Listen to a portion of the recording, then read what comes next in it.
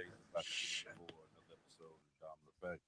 I'm Mark Bishop. We got Mike Ball and Aaron was here. We're gonna pop back in a minute. I don't know what happened there. That's getting give become a regular thing.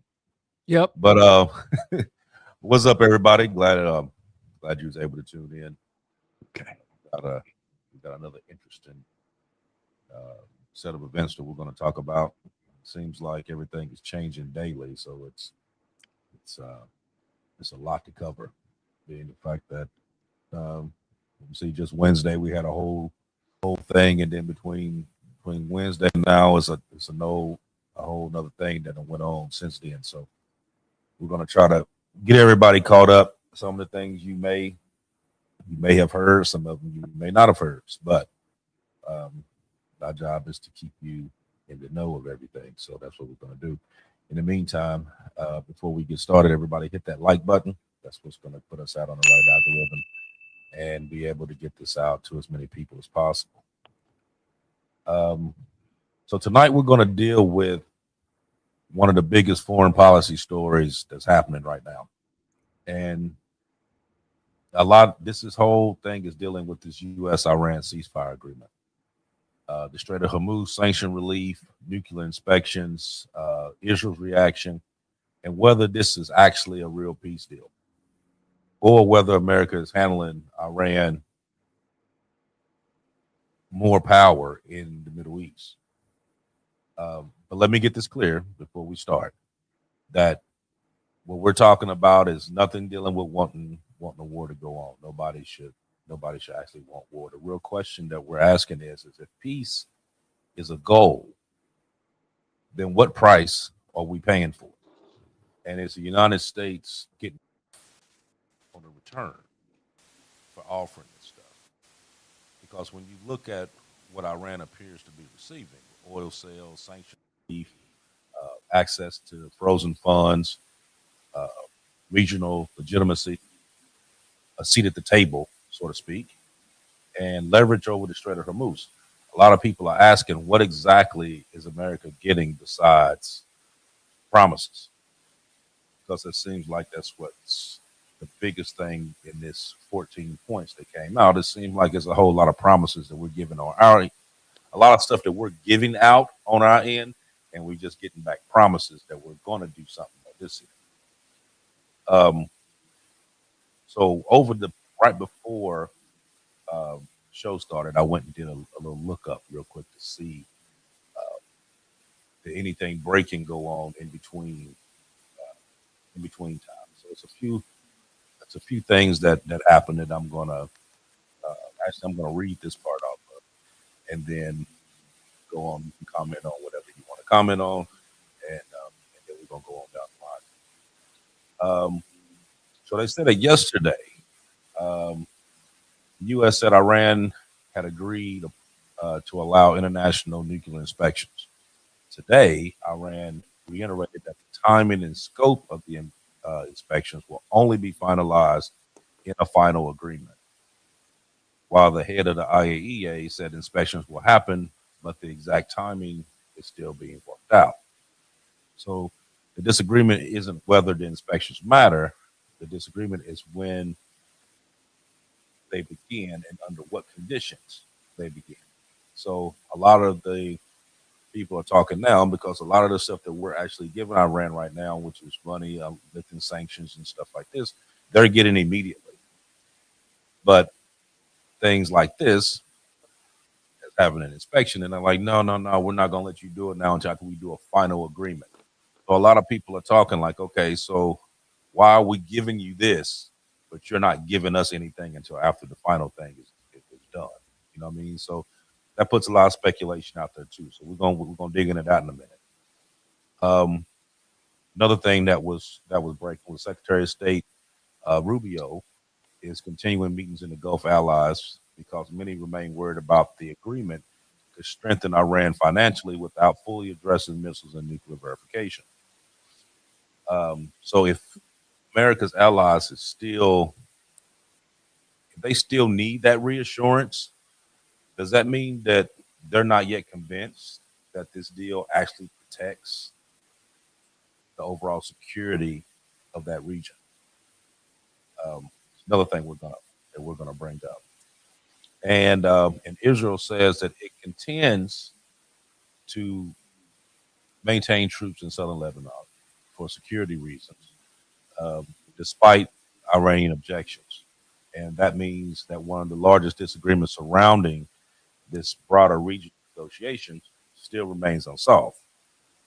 Because Israel still considers where they're at as a buffer zone, and they're not leaving from there. So, uh, which is still that whole back and forth thing that's going on now. So, to the first one that I just read there, when it was talking about the IAEA inspections and the fact that um, Iran isn't willing to let these investigators come in and actually look at anything until after the 60 Mhm. days, and there's an actual agreement in place. What do you think about that? Do you think that that's fair, or do you think that being the fact that we're giving so much here that should be a give and take type situation? I think what is and ought be is going to be two different things. I expected it to be something that's going to be at the end of the 60 days that we're talking about these inspectors. But one thing that's also interesting that happened this morning actually is we lifted sanctions on Iran for the first time basically in 40 years, where they can participate in selling oil to the global market essentially. That Hmm. happened just this morning.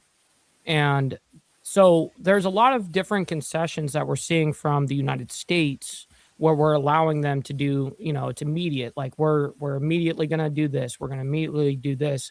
For them, they get to be lackadaisical. Oh, we'll do this after the 60 days, because that's truly where they do have the leverage in the aspect of negotiating at this point. They're gonna play their cards, and they're doing it well. Hmm. Well, I'm gonna add to that. Iran is basically sticking their chest out. Their confidence is high.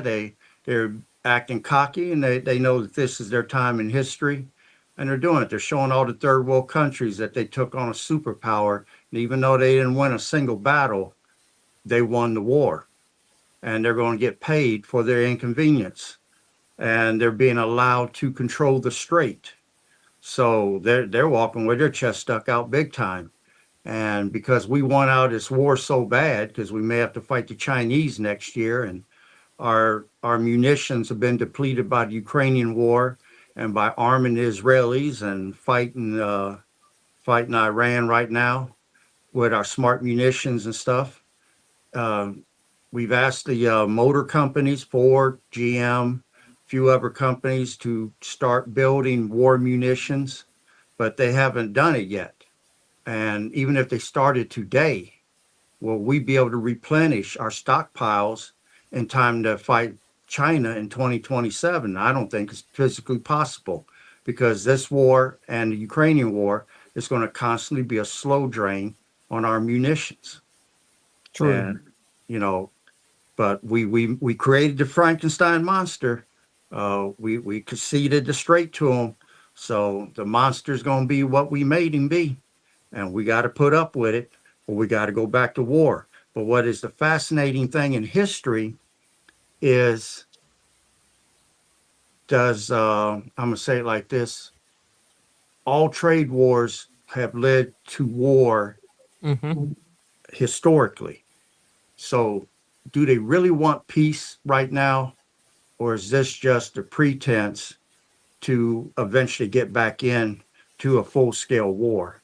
And that's the question that needs to be asked right now. Could Iran be lying? Because every time we come up with an agreement, they say we don't have one. Is this part of their strategy? They keep disagreeing with what's in it. And if a country keeps disagreeing with what's in it or what should be in it, do we really feel that in the long run they're going to keep the agreement? And that would be a hard question to answer. But let me stop there. Aaron, one thing I did want to say is it's not only just the attribute of military front on war front and stuff like that. How you said Mhm. there's trade and stuff like that as well, different types Right. of war that lead to real war. But another one of those things, especially while we're in the middle of a conflict like that, another aspect of warfare is, of course, psychological warfare, which you're going to see a lot on from no matter what side, our side, their side, where we say we got something better than we actually did. And same thing with Mhm. them. They're saying, these guys are suckers and they're bowing down to us. That's totally typical, Right. especially during any type of ceasefires or peace deals. Both sides love to claim that they won, Right. like, oh, we got the better end of the deal, it's like, okay, well, you both suck, but anyways. Well, we read the these 14 points Yes, last we week, still have them. and on those 14 points, there's where Aaron had pointed out that there's several uh, points on there that if one thing is violated, then everything else goes out. And this these 14 points that we're looking at here, a lot of this stuff is, well, I don't really see much in this that's actually in our favor, for real. Right. Right. Other than the fact of opening the strait for 60 days. Other than that, I don't really see anything that's in this thing that's actually in our favor. You know what I mean? Hmm. They said that they promised that they wouldn't um, have a nuclear weapon. Okay, big deal. That's nothing. You know what I mean? Um, but they're getting what 300 to 500 billion back from frozen access. They get another 24 to 25 billion back on one end. Then they getting um, just like you said, they just lifted the sanctions to where they're able to sell their oil. So they're making billions off of this deal. Okay, right now, because a lot of this stuff has come as this deal was signed. Some of this stuff came in like, okay, this stuff starts today. So why is it that you can't go in and have them to check out and see exactly what's going on with the nuclear side of this before you make any kind of agreement?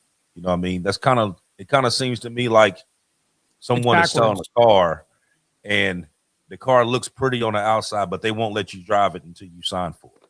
Hmm. Right. Hmm. You know what I mean? So you don't know what you get. True. You know what I mean? So this could be like, okay, you go there and you find a gold mine with all this rich uranium, or you go over there and you find out that it's all a dud, and you just gave up all this money to them and gave them Hmm. all this access. You know what I mean? So it's kind of a damn if you do, damn if you don't type situation. I mean, like I said, the end game could be, okay, we shut this deal down and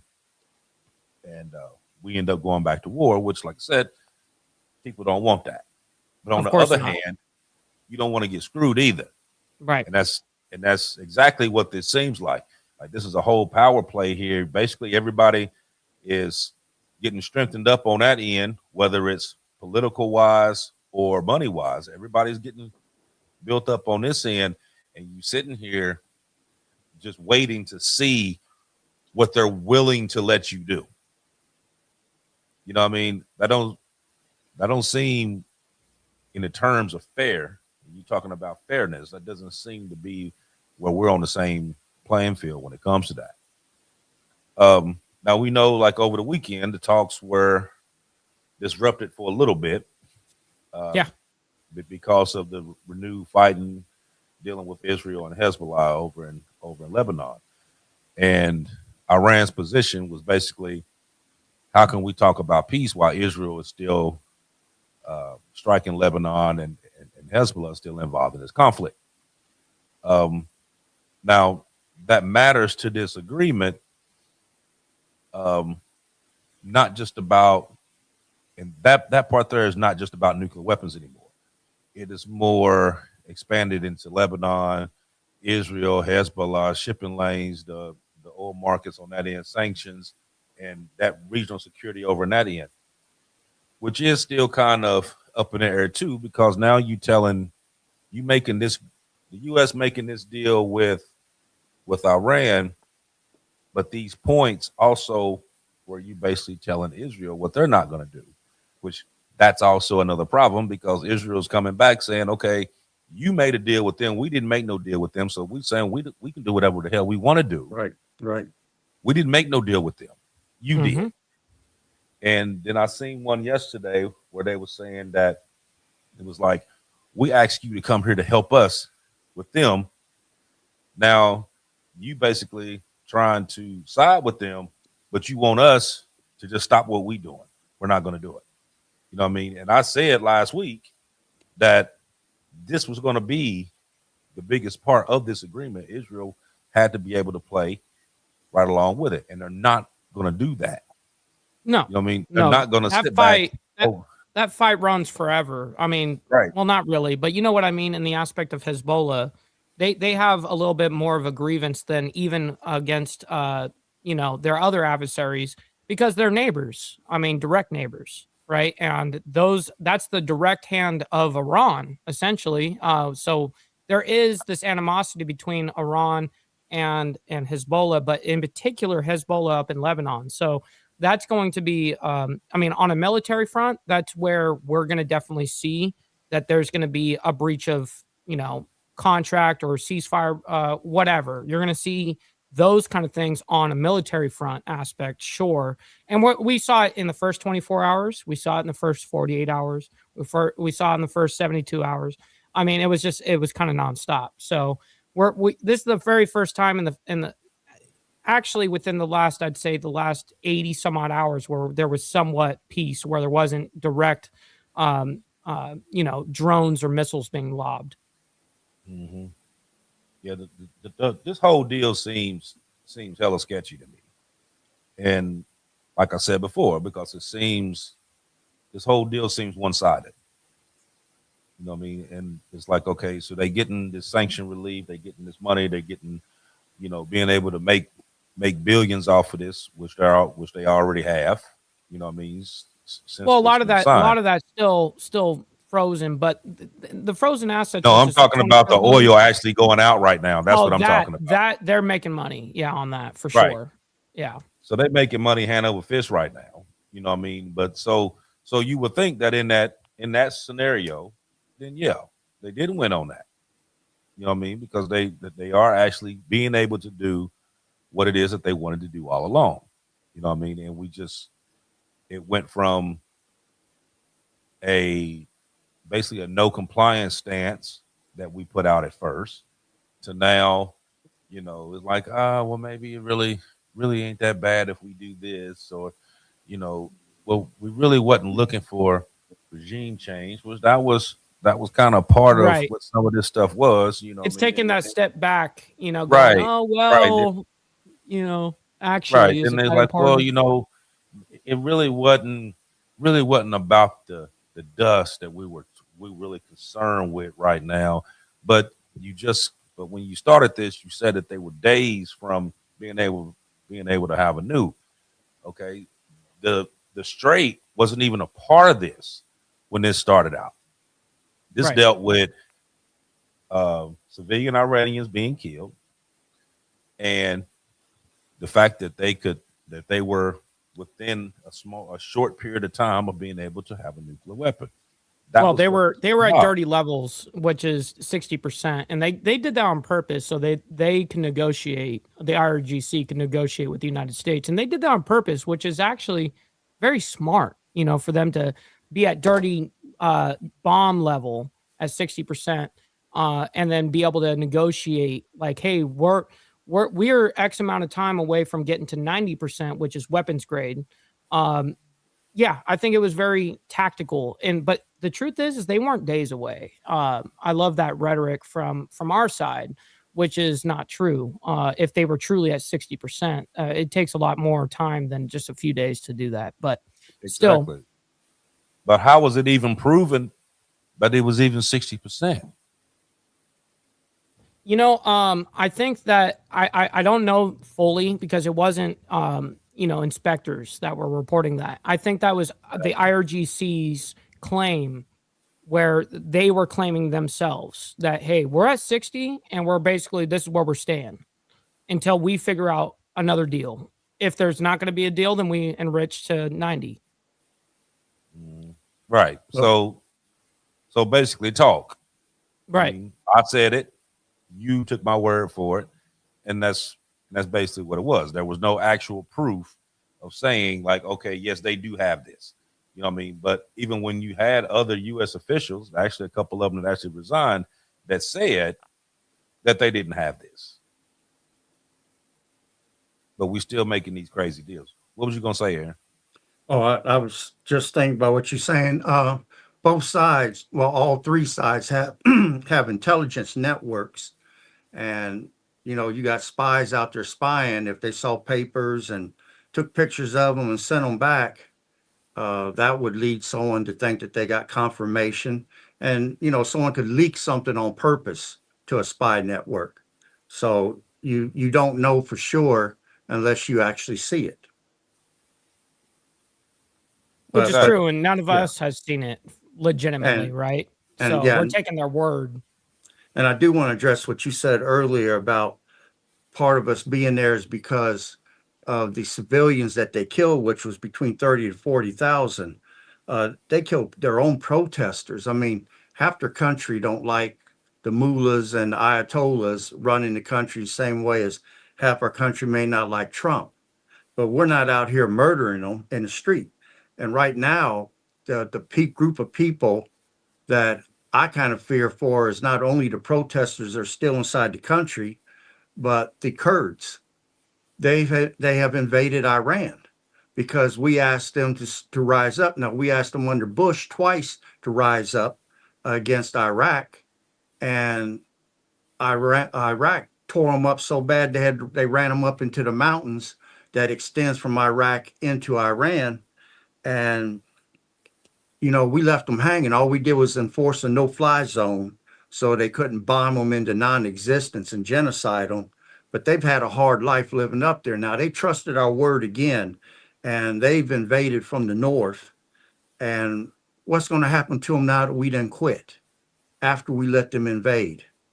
They're going to get wiped out. And that's just ridiculous that people would trust us three times, and three times in a row, we screw them. Hmm. And man, I feel so bad for them. And that's the reason why Iran put that number 2 section in, where we have to stay out of their internal affairs because they're going to decimate some people and they don't want us coming back in because we signed a deal and we agreed to it.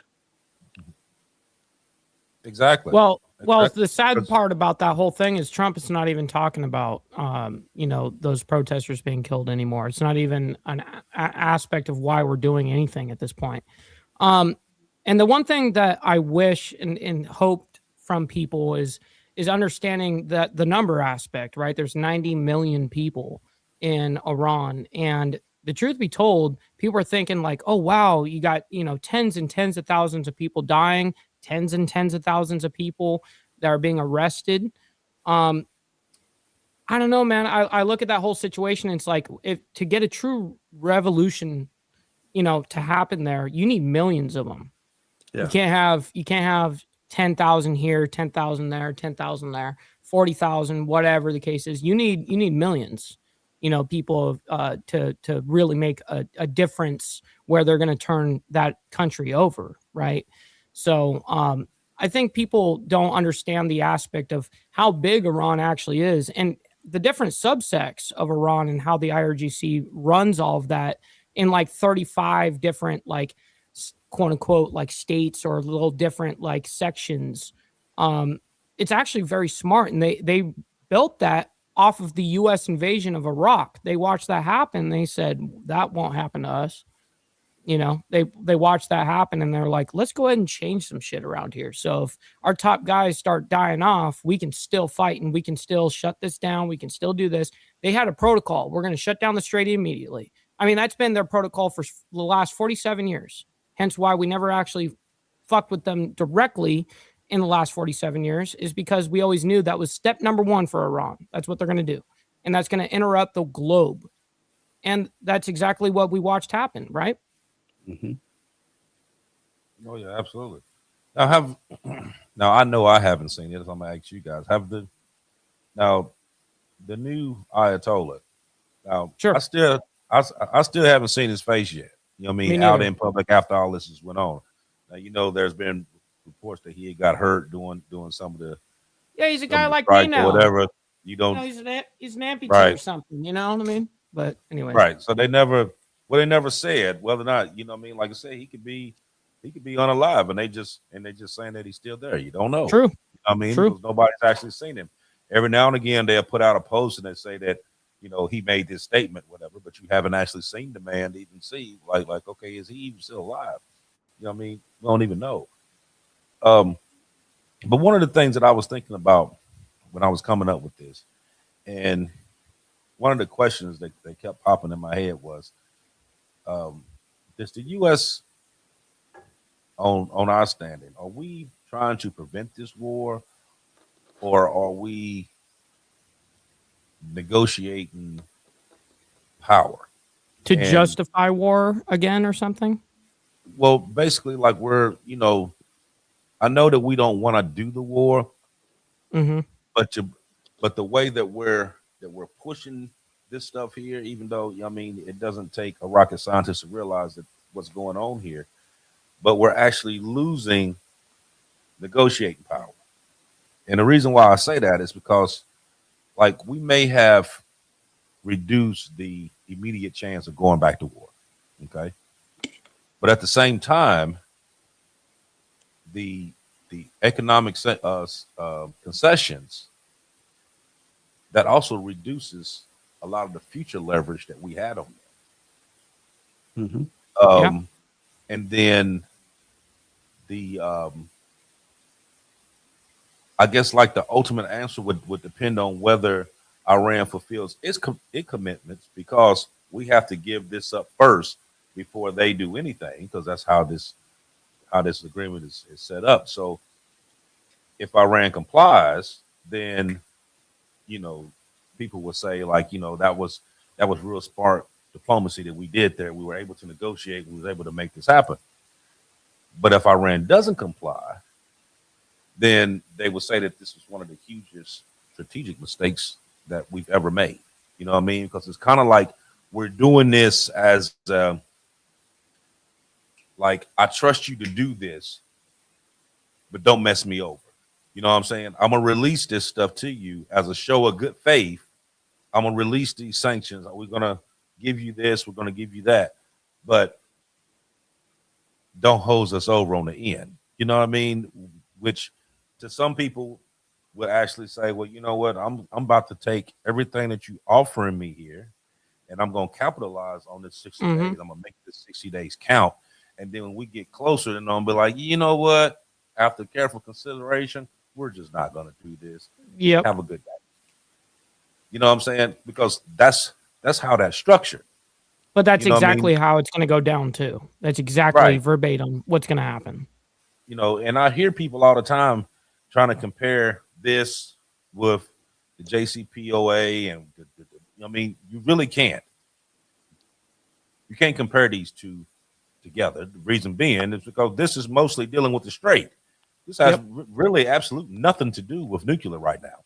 This is The strictly to the open up the final Strait. the final deal will correlate a little bit more to the Right, JCPOA the or final whatever. deal. I'm talking about this But here. What they're but this talking about here. MOA, yeah, this MOA is talking everything but what the JCPOA was talking about. Exactly, exactly. So being able to try to compare these, you You can't, can't. because what's Right. in the JCPOA has nothing to do with what we're doing right here. You know what I mean? But like you said, this is it's a lot of talk and a lot of propaganda and a lot of lies being told, this and the third. And if you really didn't really dig into it and do your own research to figure out what was going on, of course, you're gonna take somebody's word for whatever they say, and they're gonna go along with it, not realizing that these are two completely different deals, standing on two completely different circumstances. You know what I mean? So go ahead, Aaron. Well, I was just going to say, from what I saw today, and it was the latest that I could find, Iran, there's a backlog of boats that's all stuck up in there, and some of them sailors been up there for months, and they're trying to get that backlog out of there. But Iran has stopped the boats from coming through the strait with that don't have a permit. Only previous permit holders are allowed to travel through the strait, which means they don't pay the fee. Iran has stopped issuing permits. All permits issued must be approved by the IRGC, which is your religious zealots there. The RGC are directly and selectively picking which boats that they're going to let through based upon specific conditions. And right now, the nations that are running out of oil, if they need the oil bad enough, they're going to have to make diplomatic concessions, which is basically Iran blackmailing the countries that don't have oil to be able to get their boats through. That's the only way it's going to happen right now. And Iran agreed in that agreement that they'd wait 60 days before they would start charging a fee. But I found out today, Iran said not only will a toll fee be charged, but also an insurance fee is going to be charged. So they're charging you insurance fees on top of it. I mean, this is political blackmail. And Yeah, if you Are want insurance they to, doing fees that that we're not now? going to drone you. yeah, I found that out today. I Wow. saw a couple different news sources at the last minute before the show that was talking about it. So if you want to come through there, you got to pay a toll fee and you got to pay an insurance fee that Iran is issuing to guarantee your safety. Look at this. So the Strait, this is not what normal shipping lane looks like. Yes, there is some movement, very little movement compared to what it should be. I'll show you a shipping lane. These are all shipping lanes where they're just going in and out like, I mean, like cars, like traffic on a highway, you know. Mm-hmm. And you'll see that around the world except for right here, you know. And look at the amount of ships. I mean, we're talking about, I mean, anywhere from like 20 to 30,000 sailors stuck in this mess right now. Yeah, they are. I mean, they're really, really stuck. And the majority of the actual like big tankers for oil, as you guys can see, the red dots, those are the actual oil tankers themselves. Green is just normal cargo, you know, like container ships and stuff like that. But you can see they strategically anchor them in a certain area.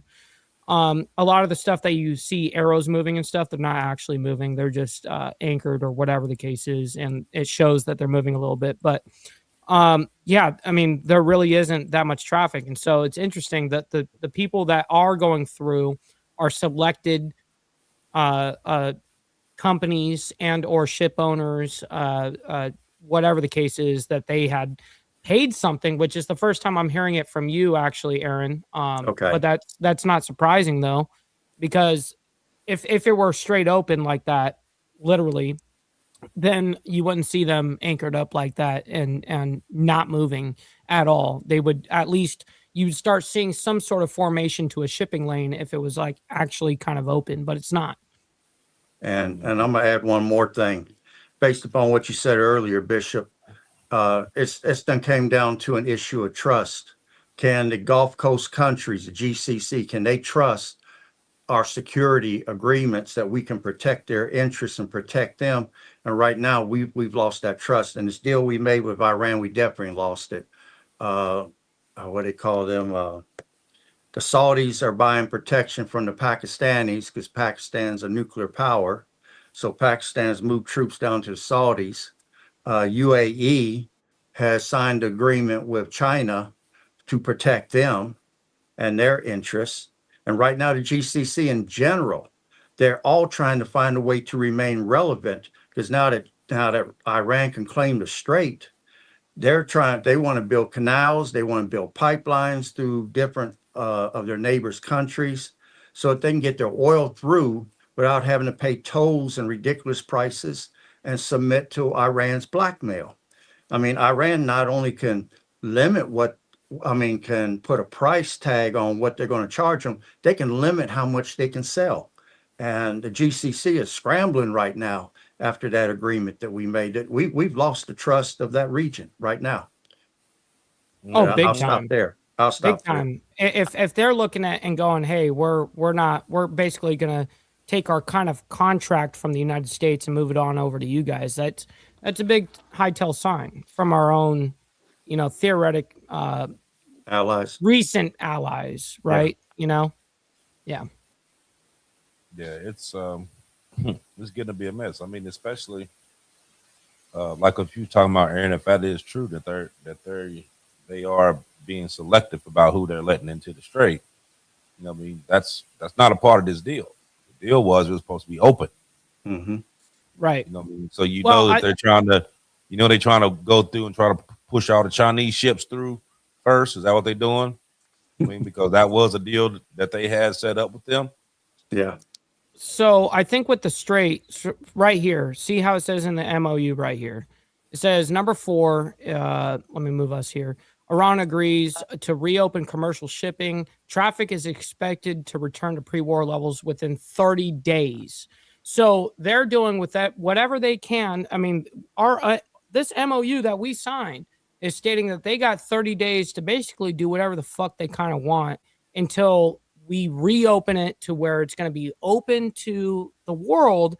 But by then, we're going to have 25 days left.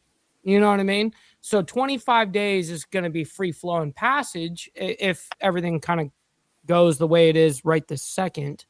But the thing is they got 30 days to play this game right now. And that's that. I think it is in the MOU. Like, we allowed that to happen. We allowed that rhetoric right there. Mm-hmm. That's a good interpretation, Mike. Appreciate that. Mm-hmm. Yeah, it's just a lot that's going back and forth dealing with this, and you have a lot of the Republican senators and the House members are also criticizing this agreement because they believe the U.S. may be giving too much stuff out too early. Yes. So, like, Iran gets to sell their oil now. They get sanction relief now. They get their legitimacy now. But on the other side, we get promises.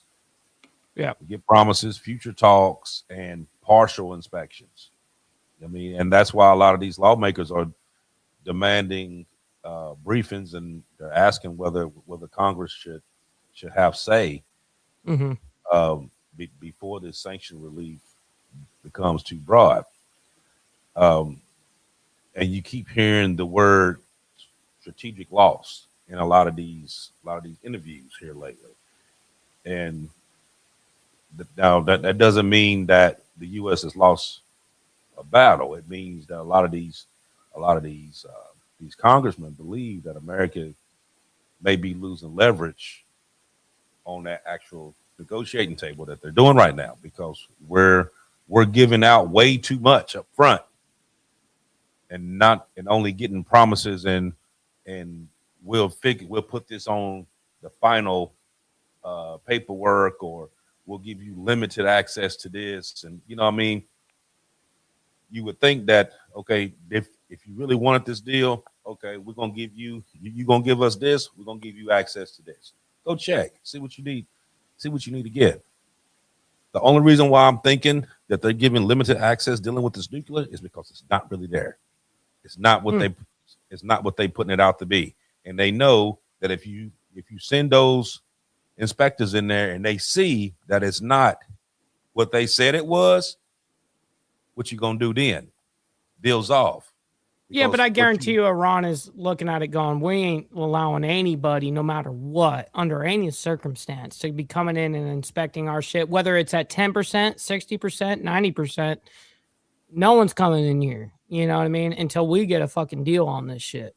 And they're not going to get a deal because we're not going to concede to what they want, essentially. We see the hard lines, right? We're saying where the United States hard lines and their hard lines, and they conflict. And so that leads us on a logical level to square one, right back to actual military warfare again. Mm-hmm. See, but you also have to put in there too. It's like, okay, just like you just said, we're not going to let you come in here and look at nothing. Okay. Right. Then you ain't getting this money then. Exactly.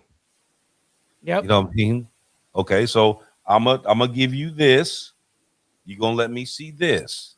You don't let me see this, I'm not giving you this. You know what I mean? Simple as that. I'm not going to sit here. But where does it all lead to when people say no to money or something like that? Then what does it lead to? It leads to warfare again. It all kind of boils down into force. Personal opinion. Mm-hmm. Based off of what I see. I don't see this agreement actually making it. No, past 60 days. I It's don't not. even Right. see in this going to an actual agreement, period. What Exactly. I see happening is that they're gonna posture up, they're gonna get all that they're gonna play the role, they're gonna get all that they're gonna get in these 60 days, and then they're gonna give you their ass to kiss on the back end. That's what I see. Shit. That's We're what I not see. talking about what ought be. We're talking about what is. And what, as analysts, that's exactly what I look at. It's like, do I want warfare? Of course not. Of course I don't want, but I am a realist. I'm someone that's going to look at this and be like, okay, where does this actually lead us? Without feelings, emotions, none of that. Where does it lead us again? And it's always going to give you the same answer. You see, then too, if you look at this, like I said, just my opinion. If you look at this, and let's say that deal does go off and the U.S. does decide to go to war, right? They could actually turn around and say, well, we offered them all of this, and they still shammed us on the back end. That's why we're doing this. You see what I'm saying? And they would be, in the minds of people here, would be totally in the right for doing it.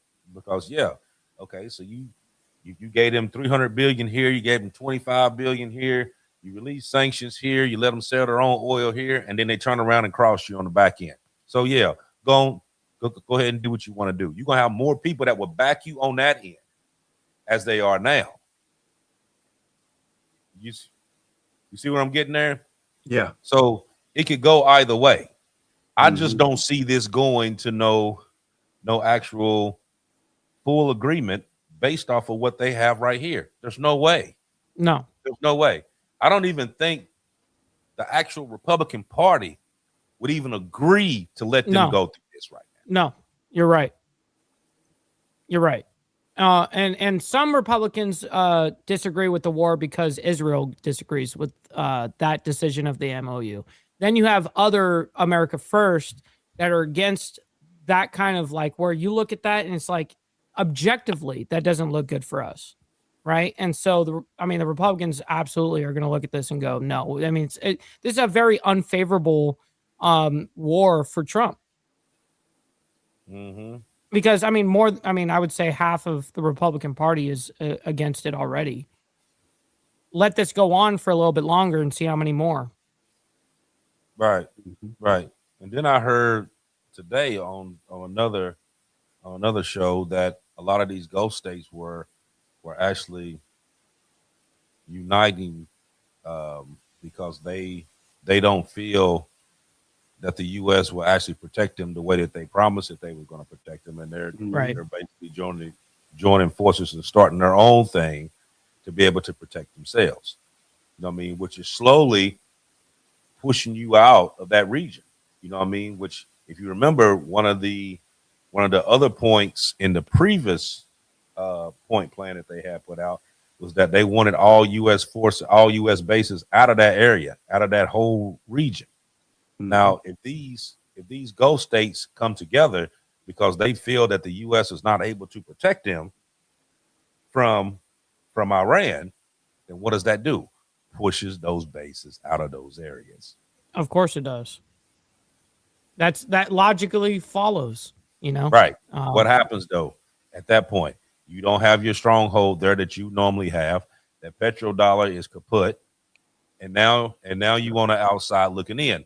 That's why I'm saying this deal here takes away your leverage. This takes away all negotiating power that you're doing if you agree to this.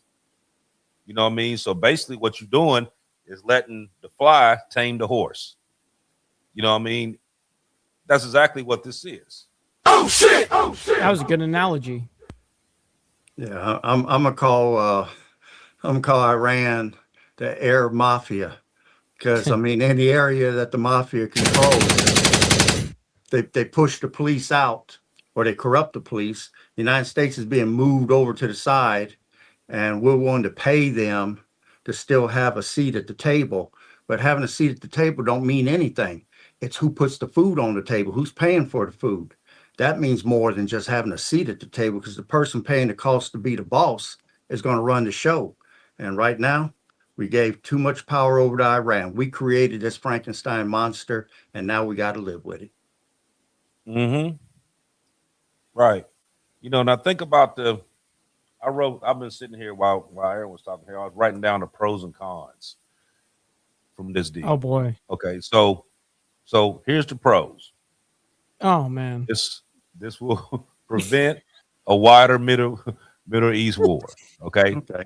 I got 7 pros and I got about 7 cons. Okay. Okay. All right. Okay. Here's the pros. It will prevent a wider Middle East war. Mm-hmm. It will keep global prices from exploding. Keep the Strait of Hormuz open.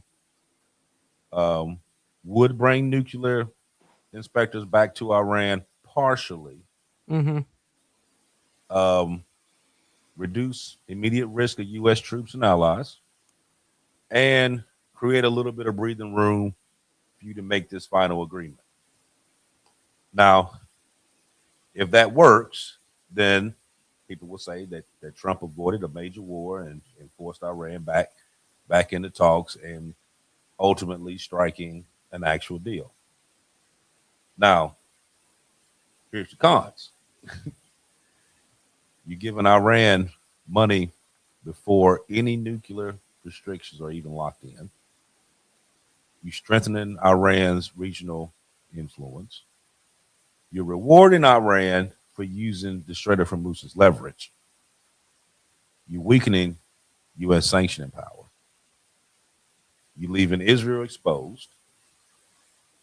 You create division here in the U.S. in Congress, Mm-hmm. dealing On with a Senate and the House. political level. Yep. Mm-hmm.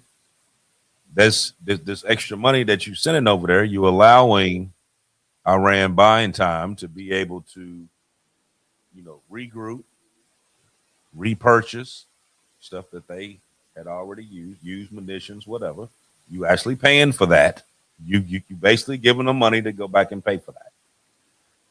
And where I think the biggest con on this is that we're depending too heavily on these promises that they're giving instead of actual enforcement Sure. of the promises that they're putting out. So there should be some kind of negotiating strategy there that kind of monitors this to make sure that this stuff goes the way Actually it's supposed to. happens. Right. But that's not. See, That's our not what we're enforcement seeing here. arm on that whole thing, the way that Trump thinks, is it's military. So that's where he always boils down to. If you don't agree to this, I'm going to bomb the shit out of you. You know what I mean? That's his mindset. That's how he works. And once we understand that, that's always what he's going to resort to. Is like, okay, you don't want to agree to this shit? Cool on me, homie. I'm about to drop it like it's hot. You know what I mean? Seriously, that is exactly his mindset.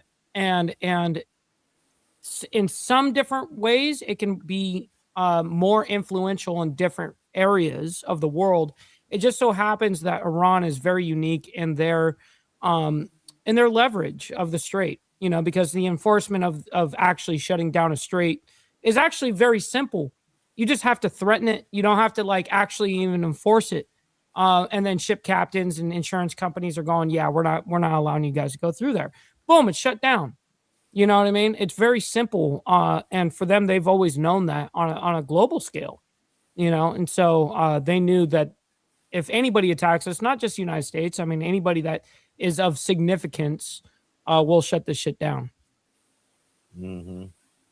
Like I said, though, there's been a lot of, since this ceasefire or whatever you want to call it, MOU. There's been a lot of threats back and forth. Okay, if you don't do this, I'm gonna do this. If you don't do this, I'm gonna do this.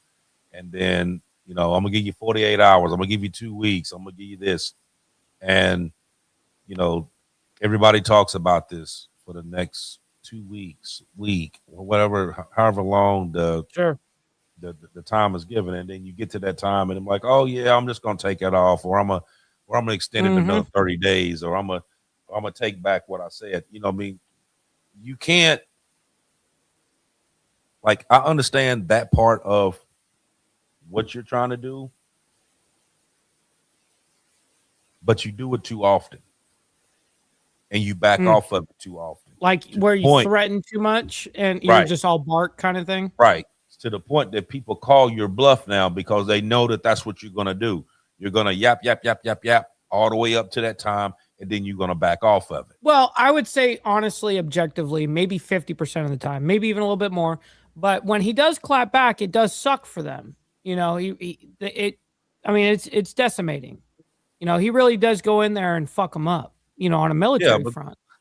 yeah, but like even with that, look at how it was though. Okay, they come back, boom, boom, boom, boom. Okay, yeah, I hit you. What you gonna do? You know what I mean? They don't do it. Okay, boom, boom, boom, boom, boom. Okay, I just knocked down your bridges. What you gonna do? You know what I mean? It's like you playing True. with them. You know what I'm Well, I saying? mean, If you're look at. gonna I hit, mean, we see straight, basically a good representation is, for instance, like Russia, Ukraine. Look, I mean, look at the destruction that's happening over there, and how they are nonstop, where it's still unwilling to sit and even talk.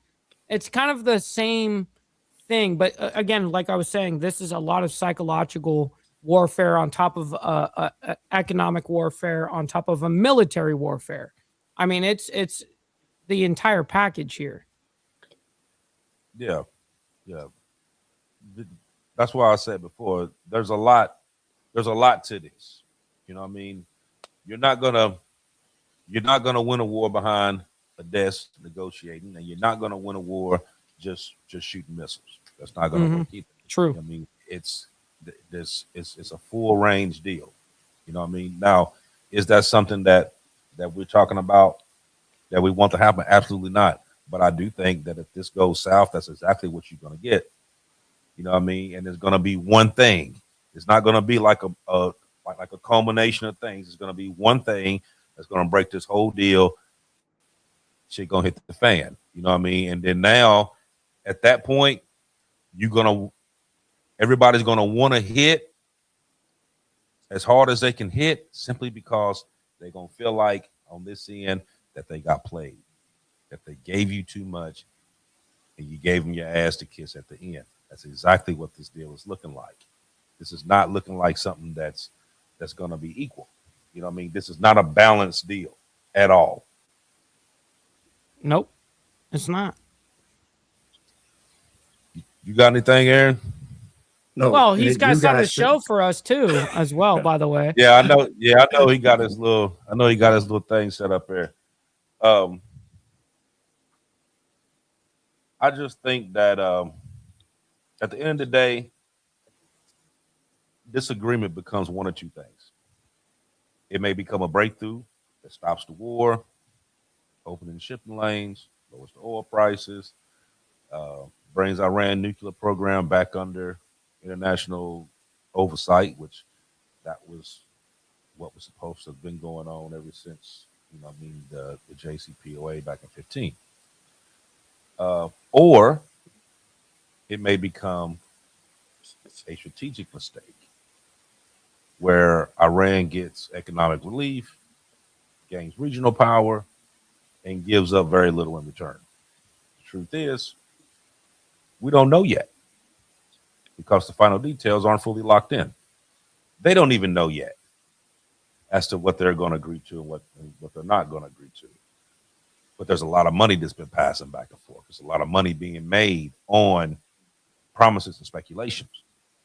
But what we do know is that when a country receives money, oil access, sanction relief, legitimacy before any kind of restrictions are even finalized, we as Americans have every right to ask all these questions. Because what are we paying for? What are you releasing sanctions for? What are you releasing frozen assets for? If it's not a balanced deal. So I'm just, I'm gonna leave that part where it's at.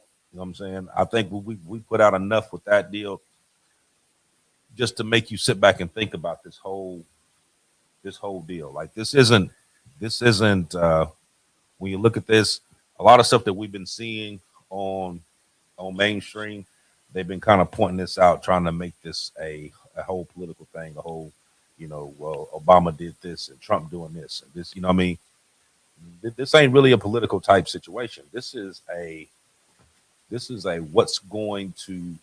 This is actually a whole U.S. thing, because if you fall for this deal, the way it's put out right now, you took yourself from being the global dominant. You're going to drop down 2-3 notches. You know what I mean? And the only reason why you did is just simply because, oh well, we're going to take over the strait. You know what I mean? We're gonna hit the oil. Okay, oil prices go up, everything else goes up, which is already doing. You know what I mean? You got a lot of these countries right now that's almost at tank bottom. The U.S. being one of them. You know what I mean? Being the fact that we produce a mass amount of oil, we also export a large amount of oil, to the point that we're almost at tank bottom. We're like 4 weeks away from tank bottom if we don't change the direction that this oil is going instead of going out, coming in. We're going to get hit as well. You know what I mean? And it's our own fault, because we're still pushing it out to everybody else and not taking care of what's going on here. Like I said, this whole thing started at the beginning. I know, Mike, you say it all the time, America first. Mm-hmm. This ain't been no America first. No, it's not. No America first now. It don't look like it's going to be for a good while. You know what I mean? Because we're going to end up feeling it whether we want to or not. It's going to happen. You know what I mean? Just playing around with the gas. You know what I mean? Some people are satisfied now because the gas dropped 20 cent, 25 cent. Okay, they're happy on that end. This is the pencil whipping game. We've already talked about this. You know what I mean? This stuff is going to happen. Actually, I was sitting through the other day looking through a lot of the older stuff that we had done. We had actually done a show back in June 5th of 2025. Basically, it was talking about what Israel was going to do to make the U.S. go to war with Iran. We talked about this June 5th of 2025. Look at what's going on now. You know what I mean? A whole year later, but everything that we was talking about in that video, a lot of that stuff went on right now. So those of you, go back and watch that one, June 5th, 2025 show. Watch it, because it's basically talking about what we were talking about a year ago. It's actually the same thing that we're talking about right now. It's kind of crazy. So I see Aaron got his whole little display of goodies out there. So we're going to let him talk about what he got right there. Go ahead, Aaron. Okay, what I like to talk about today is probably the third most expensive item that you would have to purchase as a prepper, a budget prepper, I'm going to call it like that, and that is antibiotics. Now, you might say, what are antibiotics? Antibiotics are an antimicrobial substance that is active against bacteria. It will either kill the bacteria or it can inhibit its growth. Now, people were buying veterinarian antibiotics, but they found out that the government found out what was going on in the prepper community, and they shut that down. In order to get veterinarian antibiotics, you have to have a prescription for a veterinarian. And you can't just go to a regular doctor and buy antibiotics. But there is a company, and it's called Jace Case. They have a product called Jace Case. The company's called Jace Medical. Mike, if you don't mind, put up picture 2, please. Yeah, give me a second. Number Okay. 2 here. Oh. Oh, wait, nope, that's the old one. This one right Okay. here. Boom. Yes. You can see the price right there. It's $289.95. Now, this week is Amazon Prime week. It went from Tuesday through Friday. I don't know if you can get these on Amazon or not, but I know if you go to Jace Medical's website, you can buy them there. They're going to ask you a bunch of questions that deal with your health. They want to find out if you have any allergies. If you have an allergy to Pacific antibiotic, then they would put a substitute antibiotic in. That may not be the same generic name. It might be something different. But go ahead and come back to me, Mike. Okay. This is the case right here. You can see it says Jace. This is what it looks like when you receive it in the mail. You get basically 5 different antibiotics, 2 of one particular type. You got 1 of each, and you also have 1 here. Another thing that you get is a book. And you can look up each of the antibiotics in here. It will tell you what each one does, what it can treat, or you can look up a condition. And it would tell you what antibiotics can cure that condition. They go anywhere from tetanus to some bioweapons, all the way down to gangrene and stuff like that. Treating foodborne illnesses like salmonella, E. coli, listeria. Antibiotics has probably saved my life hundreds of times in my lifetime. Without it, most people would not make it. This is a must-have item. You cannot do without this. Give you an idea of what the kit includes. Mike, give me picture 1, please. Yeah, give me 1 second here. Okay. Number 1 here. Boom. There you go. Okay. Now, it shows you different kits that they have. You see the little bluish green one there on the side. That's what I call a survivor kit. That kit includes azithromycin, amoxicillin. You get 2 bottles of doxycycline hycolate. You get 1 bottle of metronidazole, nadazole. You get 1 bottle of ciprofloxacin. And with the doxycycline hycolate, you'll get 2 bottles of that. You can treat syphilis with that, acne, sexually transmitted infections, chlamydia, e.g. mycoplasma, gonorrhea, Lyme disease, etc. And we know that Lyme disease is going around with these ticks. The azithromycin is chest infections, ear and nose infections, throat infections, pneumonia, whooping cough, etc. The metronidazole is GI tract infections, lung infections, STD infections, gastrointestinal, skin, bone, nervous system, etc. The amoxicillin clavate is a combination. It's designed for bacterial infections in different parts of the body, e.g. ear, skin, lung, urinary tract infections. The amoxicillin is basically in the same category and same family as penicillin. Real quick, Aaron, I got to ask a question. Multiple people are asking. So, what is the shelf life on these things? Okay. That depends on how you store it. It should be stored in a cool, dry place with no direct sunlight. You don't want sunlight beaming on it, heating them up. In fact, you can even extend the shelf life if you're able to put them into a refrigerator. But if you put them in your basement in a cool, dry place, they keep for years. And what's good about antibiotics versus regular drugs, when they reach the expiration point, some of them become toxic and you got to throw them away. With antibiotics, they don't become toxic. What they become is they lose potency. So where you may have had to take a whole pill of something, you might end up having to take 2 pills of something if you've gone well past the expiration date. But it's something that you must have. Then another antibiotic it has in it is ciprofloxacin.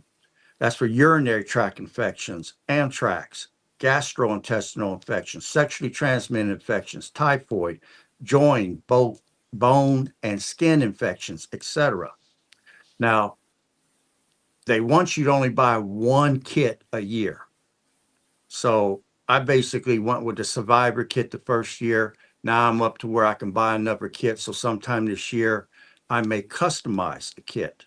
I can contact them and say, hey, I want amoxicillin, I want ciprofloxacin, but I want 2 bottles of ivermectin in it.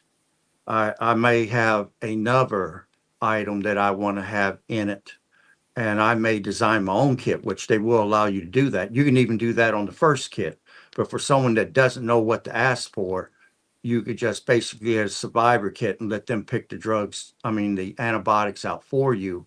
And believe me, if we ever face the hard times that are ahead, and we're living in dangerous times right now, those hospitals aren't going to be open.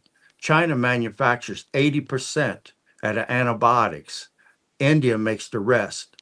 If we get into a war with China, do you really think that pharmaceutical drugs are going to make it over here to this country? When we stop manufacturing the stuff here for cheaper labor and for rich people's greed, we created an Achilles heel for ourselves. They can cut us off at the ankles and hurt us bad. Without the drugs coming in here to treat people with, you got almost 40 million people that take drugs just to control their minds for depression, for schizophrenia. I mean, when you hear people say, I'm preparing for the zombie apocalypse, and you laugh and joke, oh, they're preparing for all the insane people that are going to go crazy that's going to be out there on them streets murdering folks because they no longer can get their drugs. So, and if you have to go to a hospital, that's if the power grid is down, that's going to be third world totally. And antibiotics is going to be worth the weight in gold. Right now, you're going to pay $289, probably a little over $3 with tax. But my God, without it, how are you going to make it? You get a cut and you develop tetanus. You eat some contaminated food or drink some contaminated water. How are you going to shed it? Are you going to stand there and watch your family die a slow death in agony and pain when all you had to do was invest a little bit of money now? I mean, I know people spend more than that on lottery tickets a week. So I strongly suggest that you get some antibiotics, put them on your shelf, and when somebody gets hurt in your family, you can treat them at home instead of having to try to get them to the hospital and hope that you can get back, or that somebody ain't rounding you up at when you get to the hospital to stick you in a FEMA camp somewhere. I mean, these things you gotta think ahead on. You got to get out in front of, and when it happens, you saw it coming and you was ready. And with that, I'll stop. What's Question, the Aaron. actual link? Do you know? I mean, is it It's jacecase.com? What is it? it's Jace Medical. Yeah. Yep. But if you Shows, if you type in Jace case, Google that, it will come up. it shows jace.com on the first one that you showed. Okay. For people to know link wise. Now, also, what was my question on that?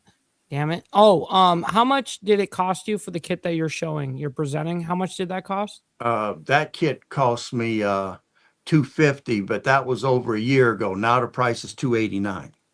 Okay. Okay. Okay. So 289 for yeah. an investment for basically a year. You do it every year, right? You can buy a new kit each year, or you can buy a big kit. I mean, they got much bigger kits in the $400-something range that cover everything. Damn. But you got to start off with the basics somewhere. And this case right here, this Jace case, is a basic case. And then you just stock your shelf with over-the-counter meds, anything that will give relief for cold, flu, stomach ailments, different things. With this backing it up, you can self-treat at home and take care of a lot of abnormalities, or however you want to say it. And you can do it right away. Yeah. Instead of like needing to go to a doctor or get a prescription for Right. whatever, you're ahead of the game. So Right. I mean, let's say you get a toothache right now and your mouth gets infected. What are they going to prescribe to you? Amoxicillin. They're going to Yep. want you to take 800 to 1,000 milligrams of amoxicillin to get the infection down. When the infection is gone, then they can go in there and work on your teeth. Yep. So Every time. amoxicillin comes in this kit. So does Nice. ciprofloxacin. Well, I'm definitely gonna buy myself a kit.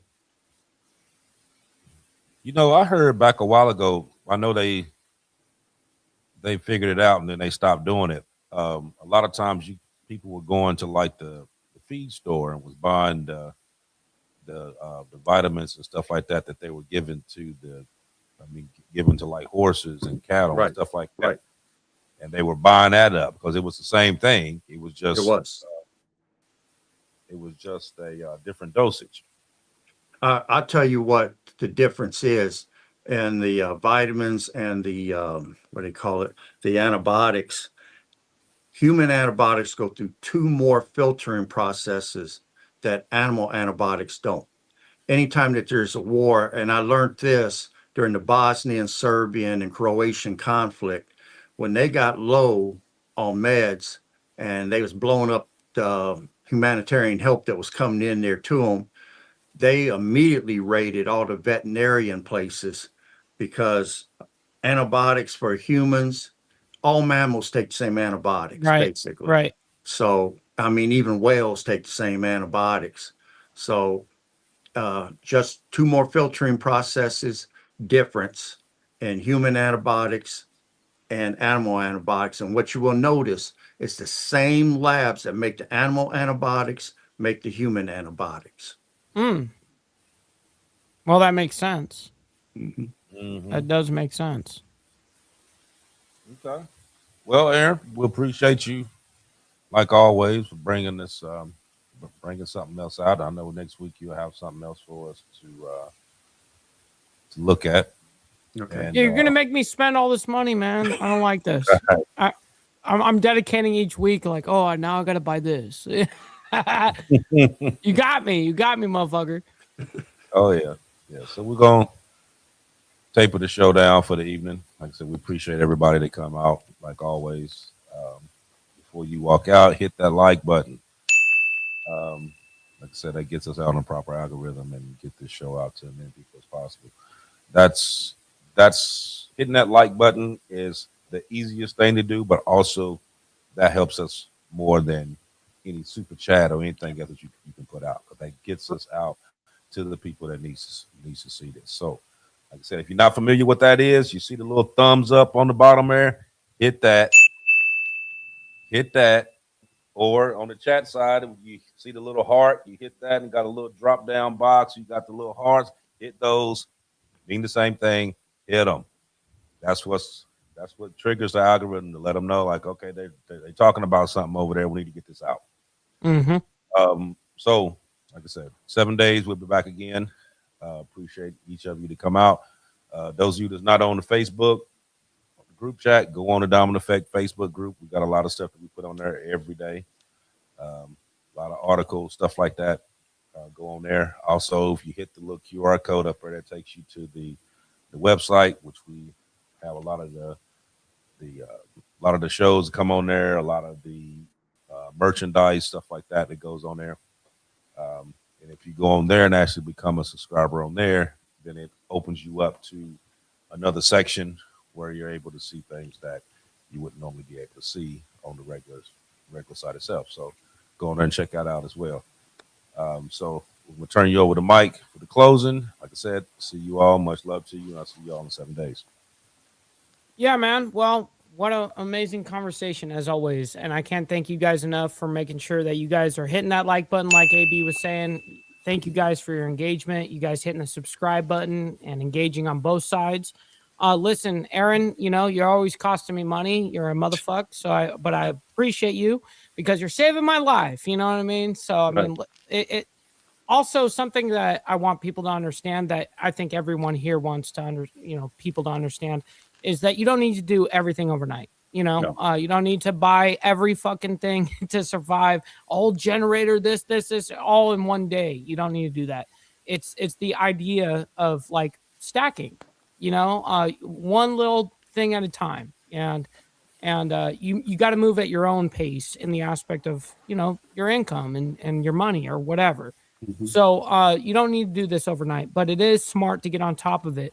Like, for instance, one little thing that I do is no matter when I go to the store, I don't care what I'm going for. I could go for a Slim Jim. I'm gonna grab me a pack of water. That pack of water cost me $4. You know what I mean? And I already have enough water, but it's habit now that I always get myself an extra case of water, no matter when I go. It's just one case of water at a time. It's the same ideology of stacking, right? Yeah. So naturally, over the course of time, you're set, right? So, Mhm. anyways, I can't thank you guys enough for the expertise that you guys bring, the knowledge, all of it, and the objective looking at all of these things. I mean, on every subject that we have talked about on the Diamond Effect, I mean, we seriously look at these things objectively. And I really do appreciate being able to have a panel like this that people actually can look at shit objectively. So, anyways, much love, honor, respect, everybody. We'll see you guys here in 7 days.